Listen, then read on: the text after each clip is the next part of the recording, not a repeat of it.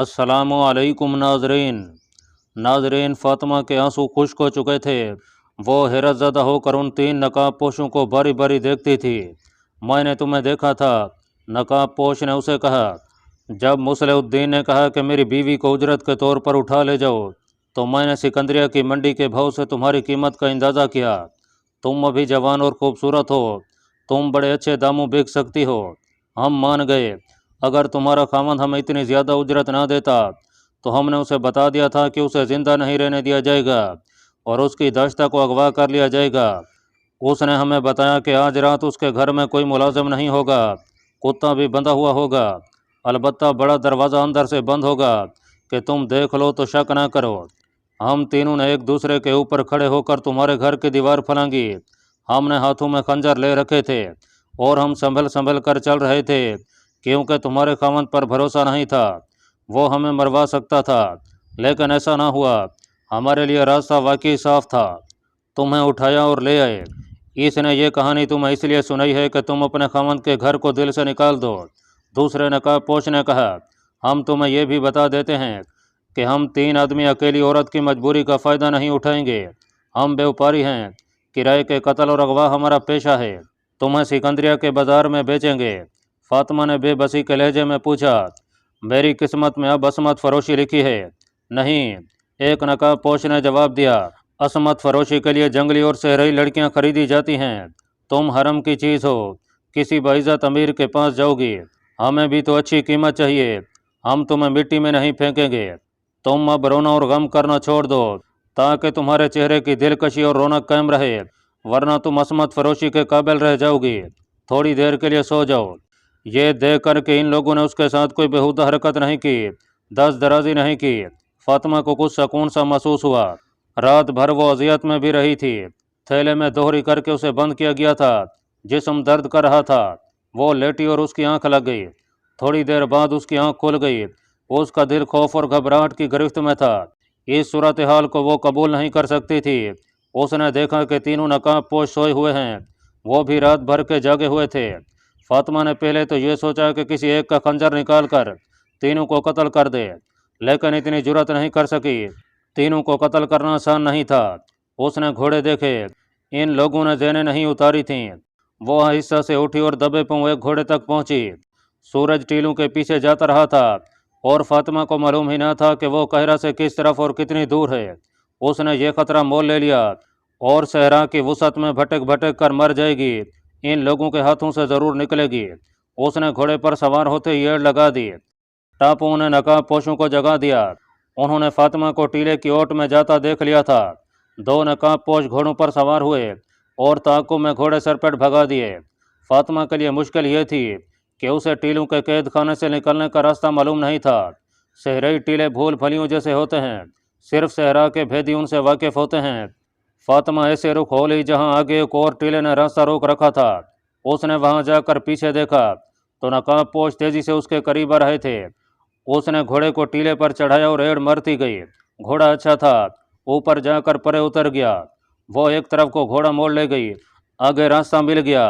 नकाब पोश भी पहुँच गए। फासला कम हो रहा था। फातिमा को अपनी आंखों पर यकीन न आया जब उसने अपने सामने समंदर की तरह खुला सहरा और 4 शुतुर सवार अपने सिमत आते देखे।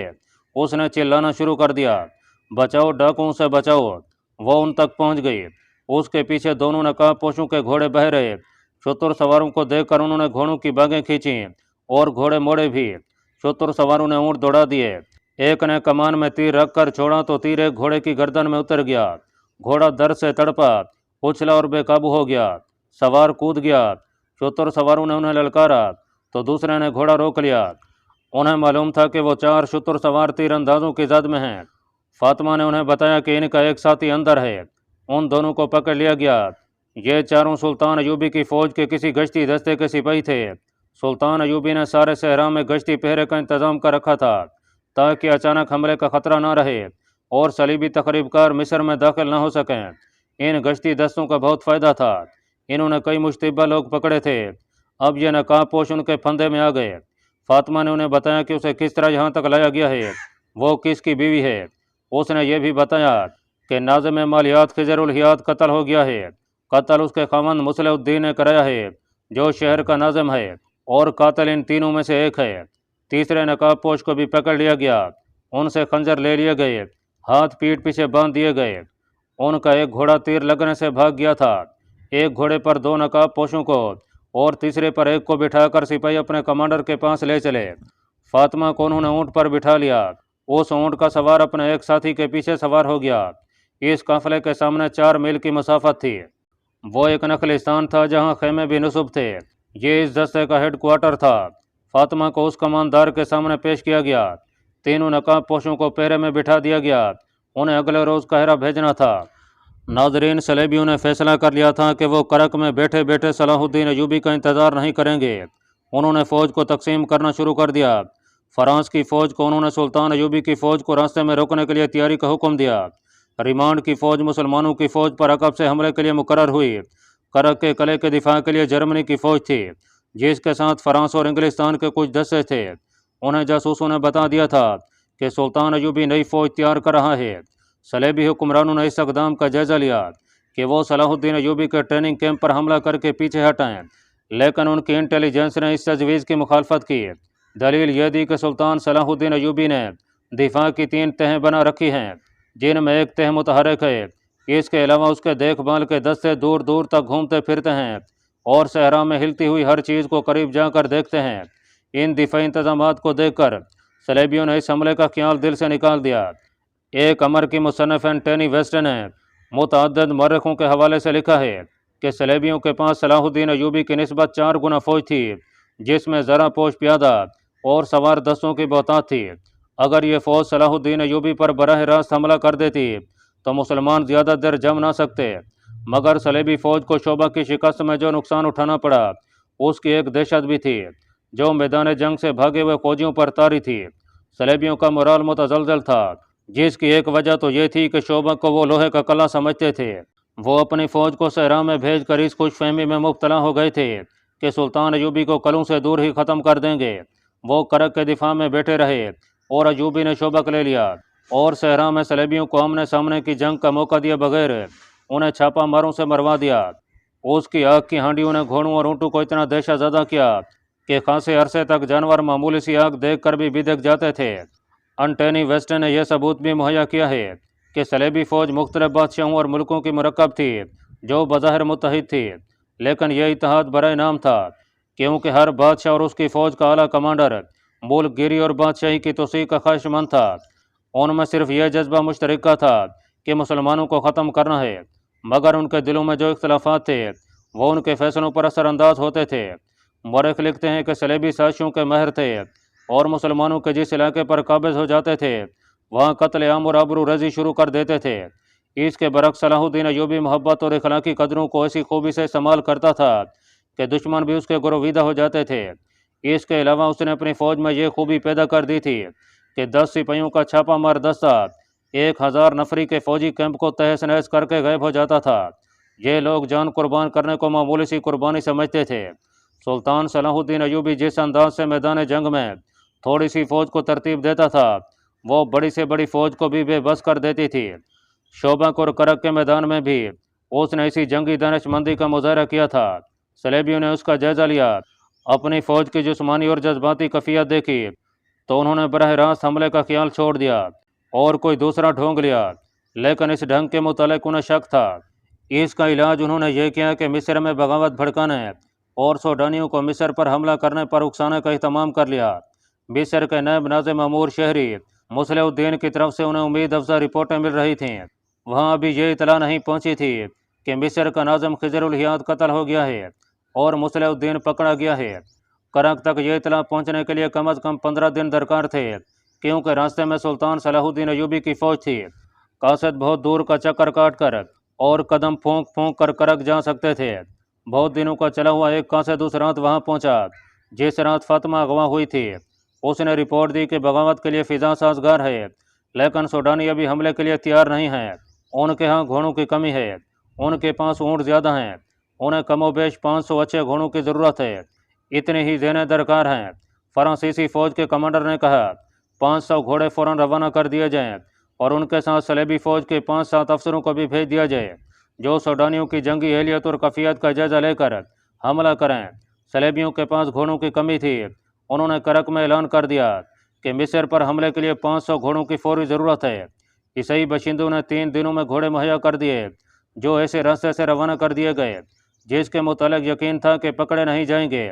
اس کا رہنما وہی جاسوس تھا جو گھوڑے منگنے آیا تھا۔ وہ سوڈانی تھا اور 3 سال سے جاسوسی کر رہا تھا۔ ان گھوڑوں کے ساتھ 8 صلیبی فوج کے افسر تھے جنہیں سوڈانی حملے کی قیادت کرنی تھی۔ انہیں یقین دلایا گیا تھا کہ سلطان صلاح الدین ایوبی کی فوج کو یہاں سے نکلنے نہیں دیا جائے گا۔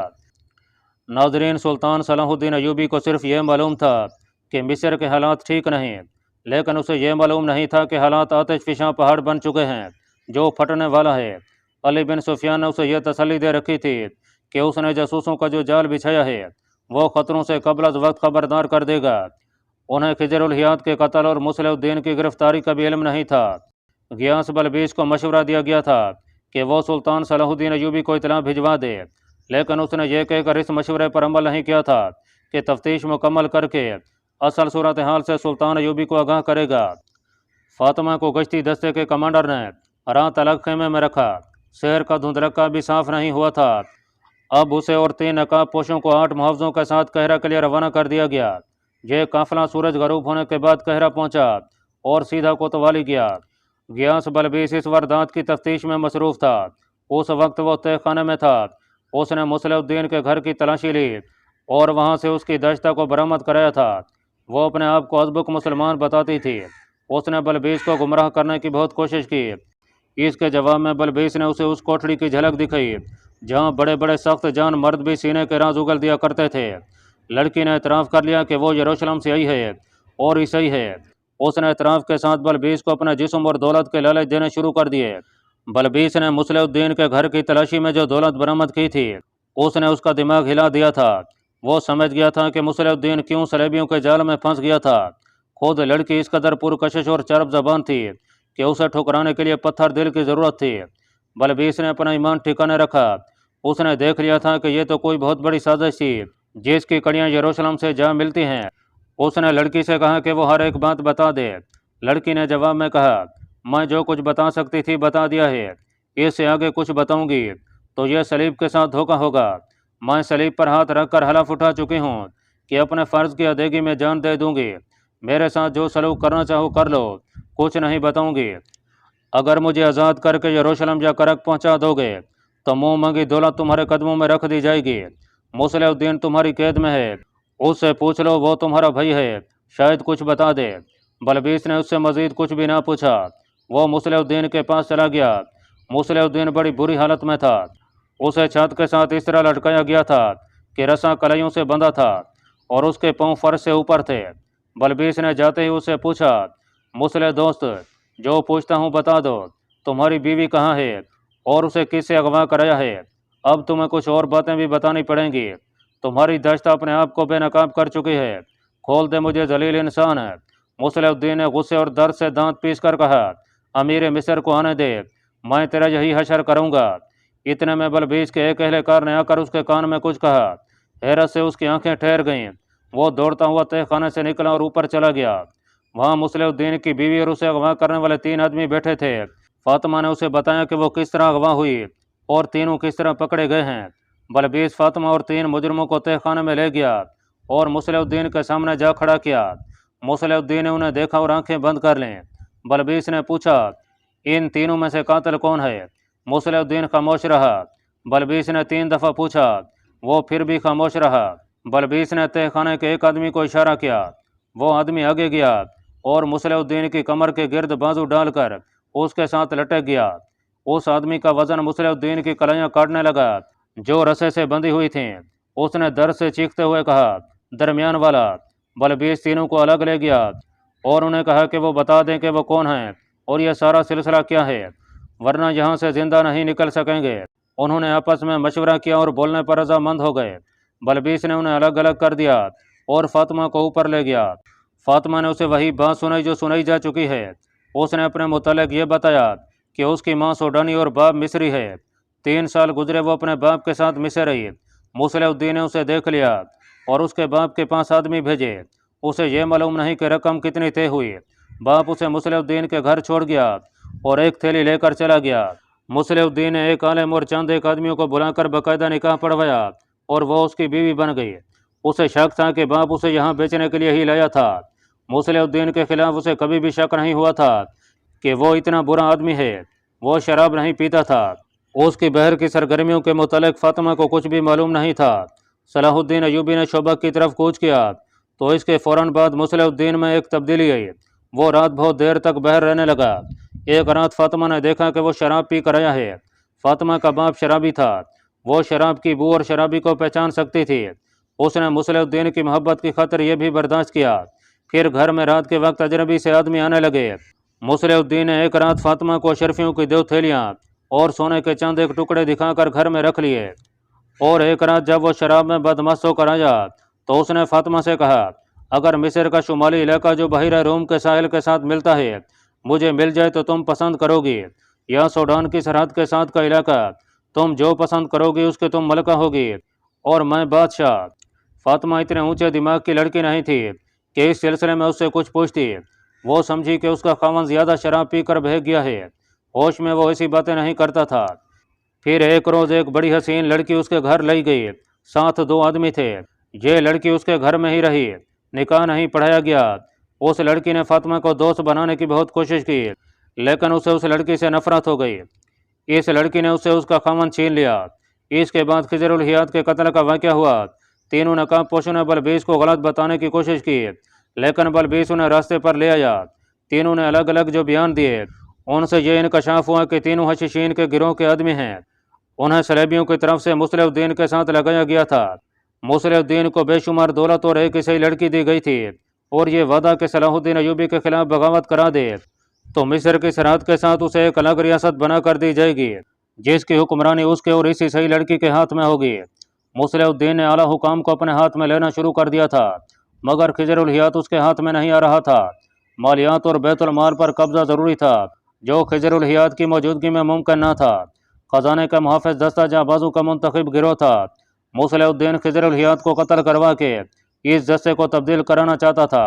इसमें बागी अफराद रखने थे और 2 हशीशैन भी। उन तीनों के ज़िम्मे हर उस हाकिम का कत्ल था जिसका फैसला मुसलिह उद्दीन को करना था। उन्हें इस काम की उजरत सलेबियों की तरफ से बाकायदा मिल रही थी। वो चूँकि ये काम कारोबार और पेशे के तौर पर करते हैं, इसलिए फालतू उजरत लेने की भी कोशिश करते हैं। इसलिए उन्होंने मुसलिह उद्दीन से 50 अशरफियाँ और सोना अलग मांगा, जो उसने खिजरुल हियात के कत्ल के बाद उन्हें नहीं दिया। उसने कहा था कि तुम्हें पूरी उजरत मिल रही है। उन्होंने उसे कत्ल की धमकी दी तो उसने उन्हें अपनी बीवी पेश की और कहा कि तुम्हें उसकी अच्छी कीमत मिल जाएगी। फातिमा उसके साथ ताउन नहीं कर रही थी। मुसलिह उद्दीन अभी तक छत के साथ लटका हुआ था। उसे बयान लेने के लिए उतारा गया तो वो बेहोश हो चुका था। जासूस लड़की की कोठड़ी में गए तो वो मरी पड़ी थी। उसके मुंह से झाग निकल रही थी। तबीबों ने आकर देखा और कहा कि इसने जहर खा लिया है। उसके पास छोटा सा एक कपड़ा पड़ा हुआ था। साफ पता चलता था कि इसमें जहर बंधा हुआ था, जो लड़की ने अपने कपड़ों में छुपा रखा था। बहुत देर बाद मुसलिह उद्दीन होश में आया, लेकिन वो बहकी बहकी बातें करता था। बोलते बोलते चुप हो जाता और फटी फटी नज़रों से सबको देखने लगता। फिर बेमैनी बातें शुरू कर देता था। तबीबों ने उसे दवाइयाँ खिलाईं, लेकिन उसका दिमाग अजियत और पकड़े जाने के सदमे से बिगड़ गया था। उसी रात गियास बलबीस के पास एक मोअज़्ज़ज़ शख्सियत आई। उसका नाम ज़ैनुद्दीन अली बिन नजाह अलवाज था। उसने बलबीस से कहा कि उसे पता चला है कि कुछ जासूस और तकरीबकार पकड़े गए हैं और वो भी कुछ इनकशाफ करना चाहता है। ज़ैनुद्दीन मजहब, सियासत और माशरत के मैदान का बुजुर्ग कायद था। वो पीरो मुर्शिद तो नहीं था, लेकिन बड़े बड़े हाकिम भी उसके मुरीद थे। छोटे से छोटा आदमी भी उसे पीरों की तरफ मानता था। उसे हकम और माशरत में ऊंची हैसियत के 2-4 अफराद से पता चला था कि सुल्तान सलाहुद्दीन अयूबी और उसकी फ़ौज की गैर हाजिरी से दुश्मन फ़ायदा उठा रहा है और ऐसी चाबुक दस्ती से साजिश और बगावत का जहर फैला रहा है कि किसी को पकड़ना आसान नहीं। ज़ैनुद्दीन ने गियास बलबीस और अली बिन सुफियान के नायब हसन बिन अब्दुल्ला को बताने की बजाय अपने तौर पर इस तखरीबकारी की जासूसी शुरू कर दी थी। फ़ौज के छोटे बड़े अफसर भी उसकी महफिल में आते थे। उसने उनसे बहुत सी बातें मालूम कर ली थीं और मुतअद्दिद ज़िम्मेदार अफराद के नाम और उनकी सरगर्मियाँ भी मालूम कर ली थीं। उसने दरअसल ज़ाती तौर पर तखरीबकारों के खिलाफ अपना एक गिरोह तैयार कर लिया था, जिसने निहायत नाजुक राज हासिल कर लिए थे। एक मिस्री वक़ाई निगार मोहम्मद फरीद अबू हदीद ने अपनी तसनीफ़ सुल्तान सलाहुद्दीन अयूबी में साजिश और बगावत के इंकशाफ का सहरा ज़ैनुद्दीन अली के सर बांधा है और 3-4 मौरखीन के हवाले दिए हैं, لیکن اس دور کی جو تحریریں محفوظ ہیں ان سے پتہ چلتا ہے کہ محکمہ عملیات کے ناظم کے قتل سے صلیبیوں کی یہ سازش بے نقاب ہوئی تھی، جس کے اعلی کار وہ مسلمان تھے جن پر سلطان صلاح الدین ایوبی کو اعتماد تھا۔ بہرحال اس بزرگ شخصیت کی ذاتی کاوش اور اس کا جو حاصل تھا وہ قومی سطح کا ایسا کارنامہ تھا جسے مورخین نے بجا طور پر خراج تحسین پیش کیا ہے۔ اس نے بلبیس سے کہا کہ وہ ابھی کچھ دن اور اپنی جاسوسی جاری رکھنا چاہتا ہے تاکہ ہر ایک سازشی کی نشاندہی ہو جائے، لیکن ان تخریب کاروں کی گرفتاری کی خبر شہر میں مشہور ہو گئی ہے جس سے ان کے ساتھی رپوش ہو جائیں گے۔ اس نے نام اور پتے وغیرہ بتا دیے، اپنے آدمی بھی بلبیس کے حوالے کر دیے۔ حسن بن عبداللہ کو بلا لیا گیا۔ حسن اور بلبیس نے فیصلہ کیا کہ سلطان صلاح الدین ایوبی کو فوری طور پر اطلاع دے دی جائے۔ اس کے لیے زین الدین کو ہی منتخب کیا گیا اور اسی روز اسے 12 سواروں کے محافظ دستے کے ساتھ شوبک روانہ کر دیا گیا۔ اللہ پاک کمی بیشی معاف فرمائے۔ اللہ آپ کا حامی و ناصر ہو، آمین۔